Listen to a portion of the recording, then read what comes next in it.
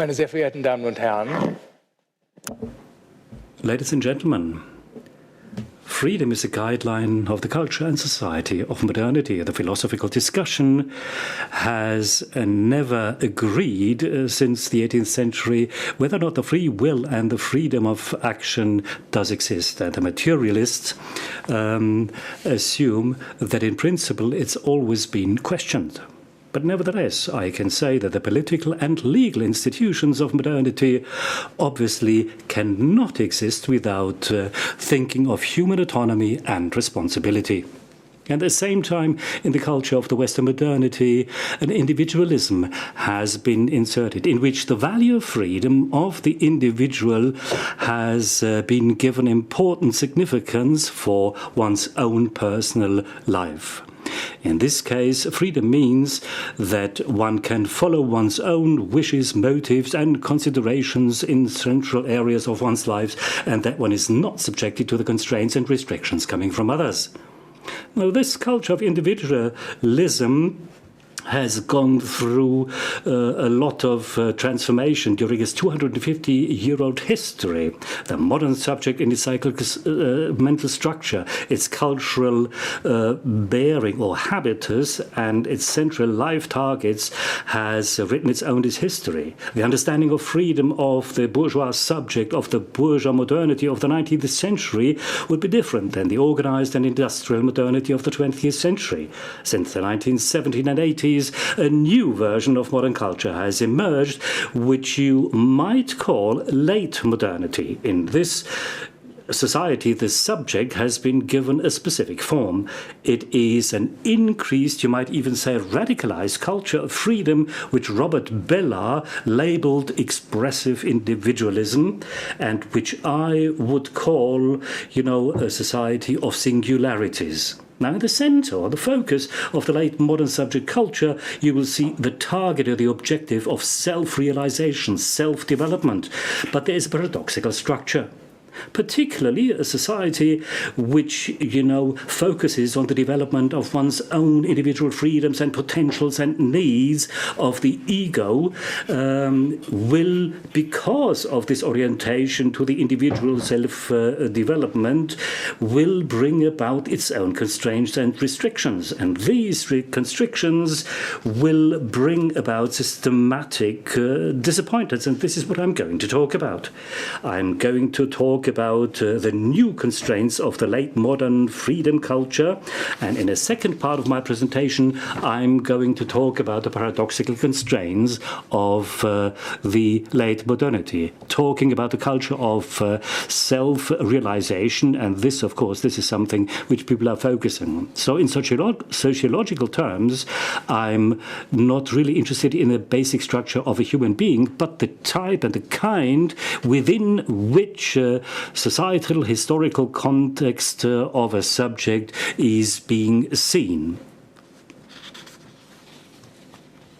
Now, in order to understand radicalized individualism of the late modernity, a short historical look back at the subject culture of the previous phases, i.e. the industrial or organized modernity, makes sense.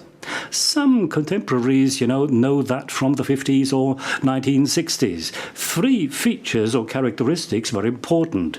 First, the guiding principle of social adjustment, the objectivity or dispassion, you might say, or emotion skepticism, and the ideal of self-discipline and performance of one's duties. In three important studies, these aspects have been worked out, particularly with a view to the United States.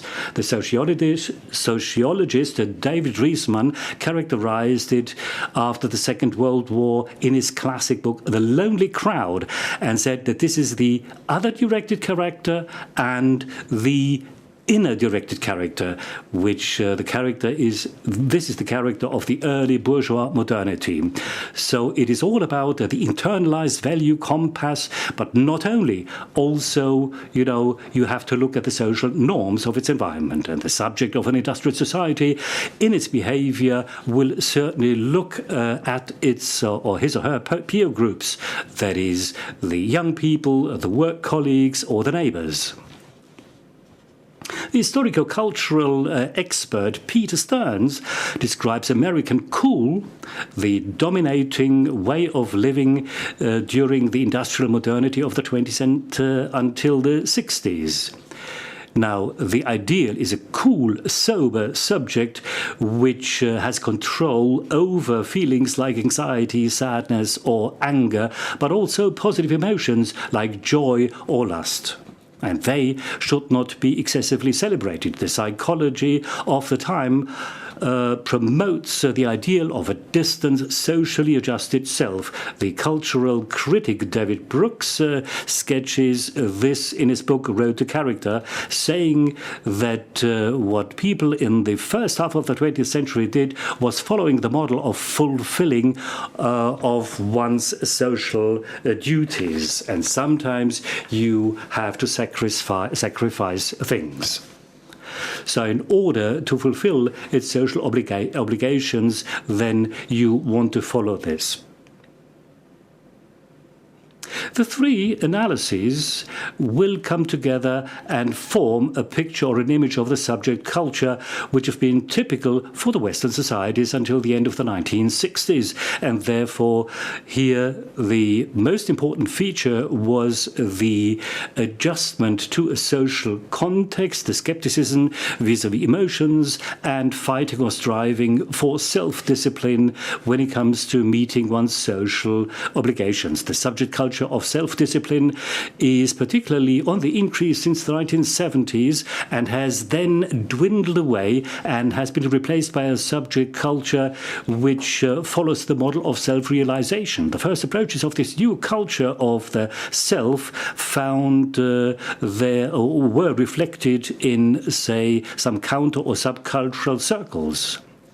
Here we have complex structures and there are opposing societal patterns which are fighting with each other.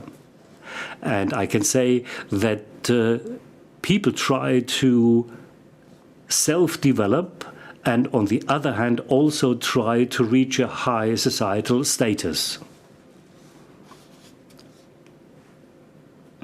So the in historical cultural terms, in the late modernity, there are two, say, opposing ideals of a synthesis. First, we've got the romantic ideal of self-realization, which emerged around the 1800s and which was adjusted or adopted in counter and subcultures. And on the other hand, we've got the bourgeois ideal of a living form, which strives to reach social status by performance, achievement, or investment in one's own status. And this was flourishing in the 19th century and is also found in today's middle class. The change of values, duty from duty and performance of one's duty into new self-realization is connected to the development of a new class which is or has been emerging.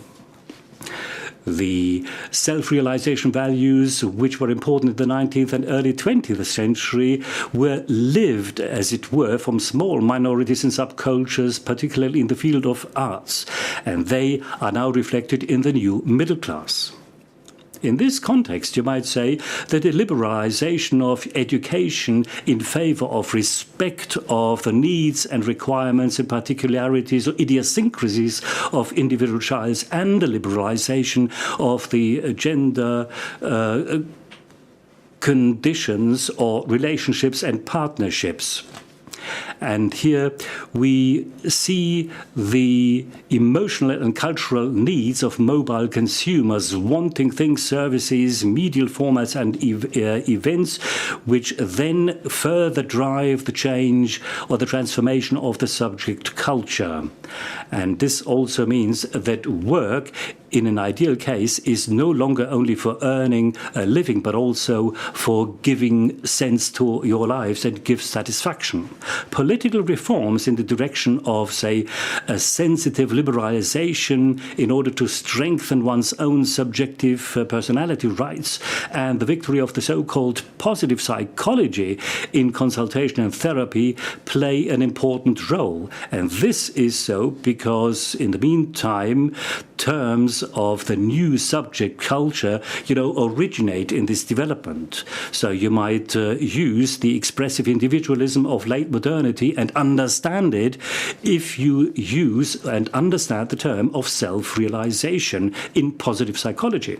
Now, on the shoulders of philosophy of the Romantic era, and on these shoulders, psychology has, promoted an ideal of a successful life, and this then has been called self-growth. Abraham Maslow, a leading representative of this direction and invented the term positive psychology, stated in 1954 that a person or a human being has got two ways in his life, or her life, of course, either following a deficiency motivation or a being motivation. D or B motivations. In the first case, it is all about, achieving material, social, and mental securities, and everyday action is never an end in itself, but it is always an end for itself. But in the second path, which is open if the basic needs are satisfied, is all about being. This means realization, development of oneself, just for the sake of the self. And in order to do that, we strive for unique experiences and events, which we call peak experiences, like Maslow calls them, and they are not an ends to a means, or means to an end, but they should be lived. Now, positive psychology will be possible in the mode of B motivation only. Now, this is closely connected to ideas of emotional intensity, authenticity, creativity, and last but not least, singularity, which means striving for, aspiring to the uniqueness, to the special or the particular. Self-realization is therefore an unusual philosophical, psychological ideal.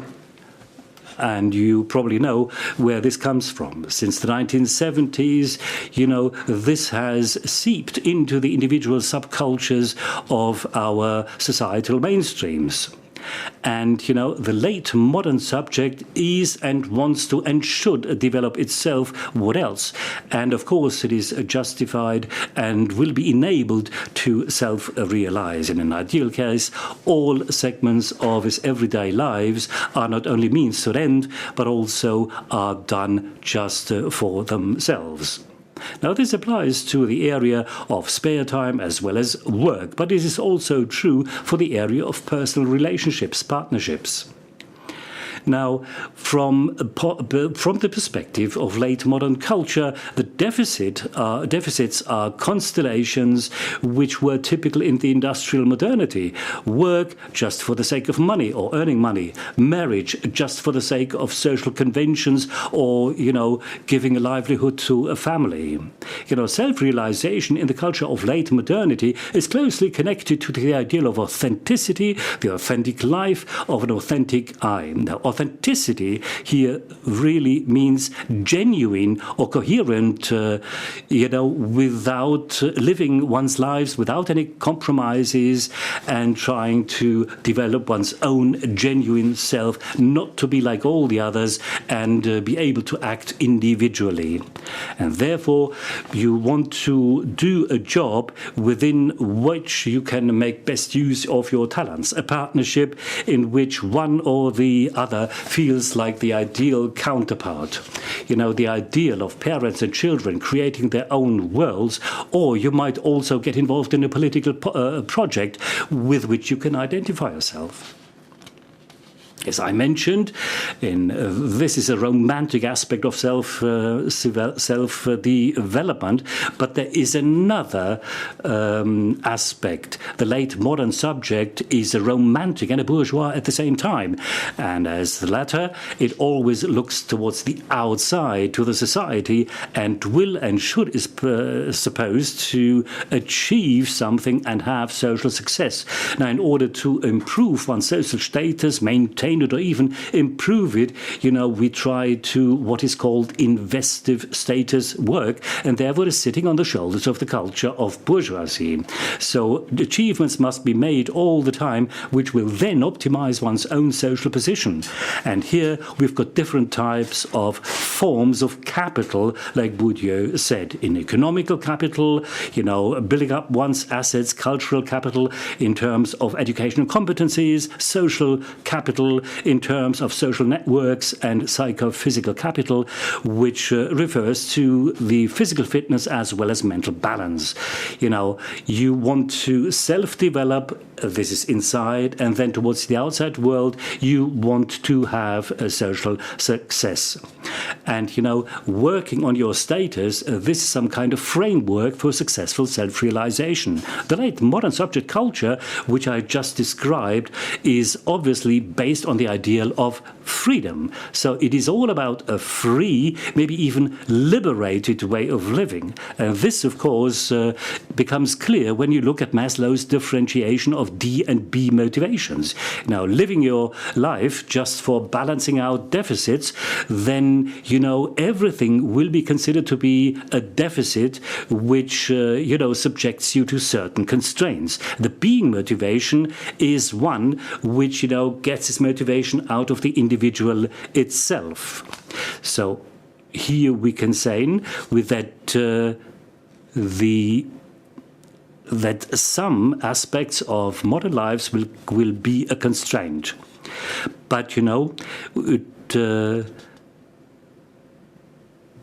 this also means that new specific constraints have emerged. And the interesting is that they are not only showing the life itself, but you will see this in a paradoxical way, they come from the previous models.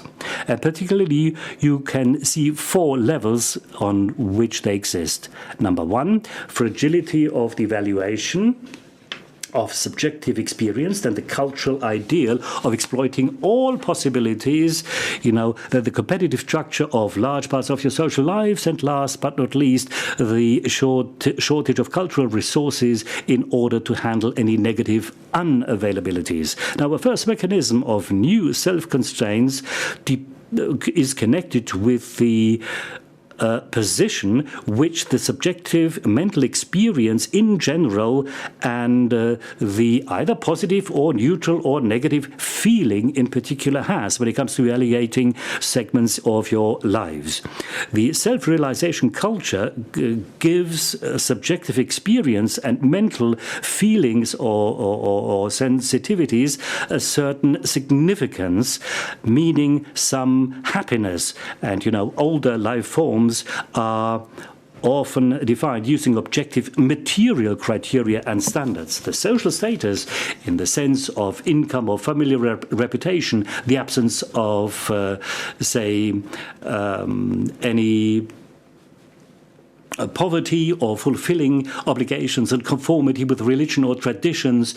This is what happens then in an industrial modernity of the 50s and 60s. The question whether you've got a good, meaning, standard conforming lives, that was easy to answer. But since then, the subjective experience, the feeling of being authentic or the wish for self-realization has gained in significance.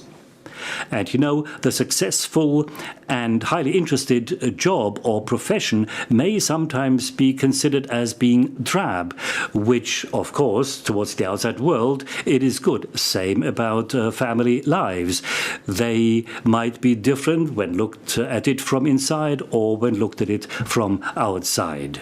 And therefore, some things, partners, jobs, or even living places, which were considered to be perfect after some time, are losing their allure, and for clear reasons, it is not always easy to change.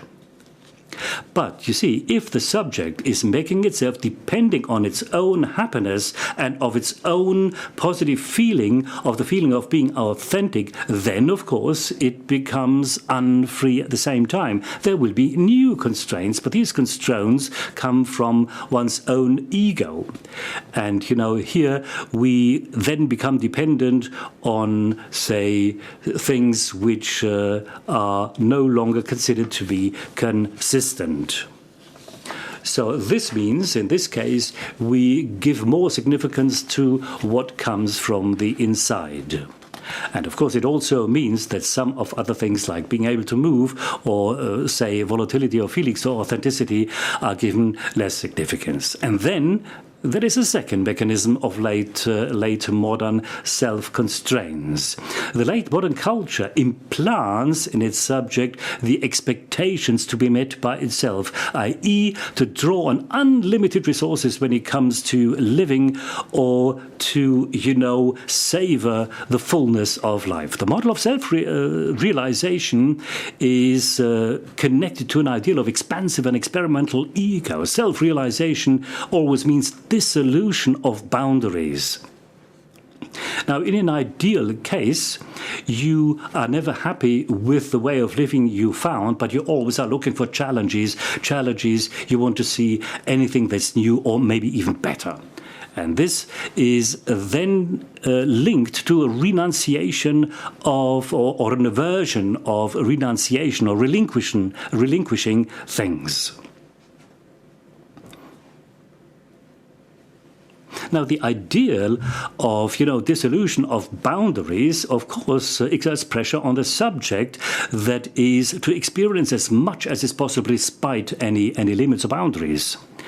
So it is obvious that this imperative of the dissolution of one's own boundaries of a later modern subject also brings new self-constraints. It means you do not only have freedoms or liberties, but you also represent the standard of the norms themselves. That is, to exploit all possibilities. And if this isn't possible, then of course life might consider to be a shortcoming or a shortfall. A third mechanism of new constraints in late modern culture do not come from inside, but from outside. These are external constraints which result from generalized culture of the market and marketization, and they are important for a late modern society. It is a sociological diagnosis, economization of the social. This has been observed since the 1980s. Economization does not necessarily mean commercialization, but it means elementary and a successive transformation of social structures to the mode of selecting between options, competition. And this does not only mean that there are certain structures emerge, then it is about complementary structures which emerge. And this means the subject is looking after a social world which fits its individual requests, but then it, takes on the role of a consumer which can choose between things, opts for this one or that one, all those which best match his own ideas. This refers to spare time offerings, the workplace, the place where one lives, or the partner. The generalized market promises individual fulfillment of whatever is possible. But the flip side is that the same structures bring about new constraints, and this because of two constellations. On the one hand, we have got the subject of the market, but it is no longer the subject of actions of one's own choice, but it is also the object of the actions of choice of others. And the subject does not only choose, it is being chosen or is not being chosen, doesn't get anything or, is disregarded. So loses or favors are withdrawn from this person. And this means that only certain individuals will succeed and they will find whatever they want, and others, lose out. you might say that the late modern economization of the social always brings with it the win-lose constellations. The, say, winners and losers exist at the same time, and in drastic cases, we have the winner takes it all or winner takes the most markets in which excessive profits, that is recognition, satisfaction, have to be seen in the context of the defeat and frustrations of many others. Now there is a last fourth mechanism of the new constraints, and this is the flagrant deficiency or shortcoming which the late modern culture brings about when handling negative unavailabilities.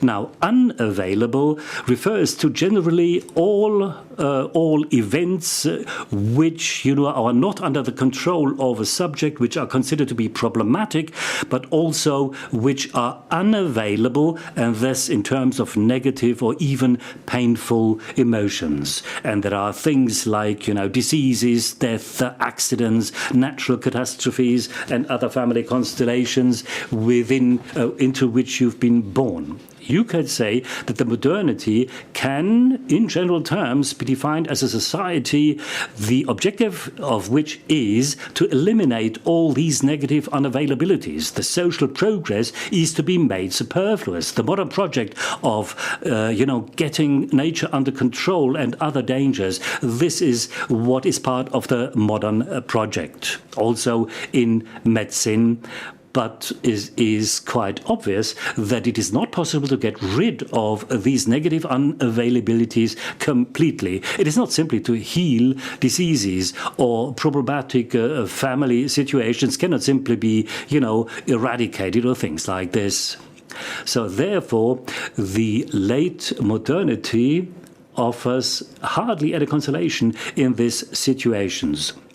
And, here specific, optimization and other, improving approaches are introduced. And, in order to help people to handle these negative unavailabilities. And then there are certain instruments which people are supposed to have.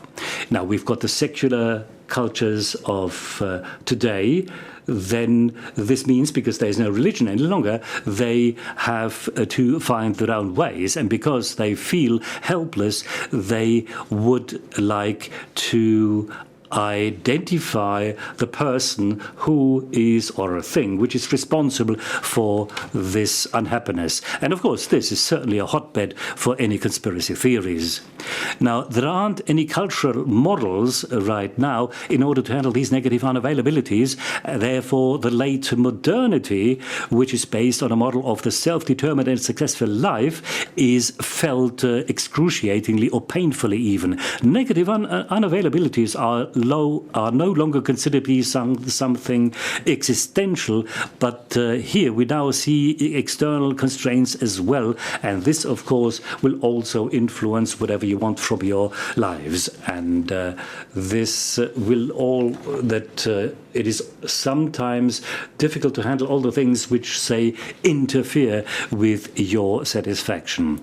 And all the things that are considered to be a constraint or a limitation of my own freedom cannot simply be dissolved. So this becomes evident. And the late modern culture of expressive individualism, which says we want to get rid of any constraints, produces in a different way its own constraints, and a straightforward dissolution of these constraints is simply not possible, not at least not in the short term.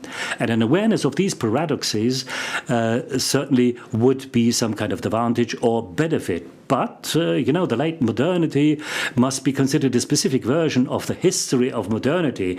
And this means if we replace late modern subject culture by another future subject culture, which might, find answers to all these questions.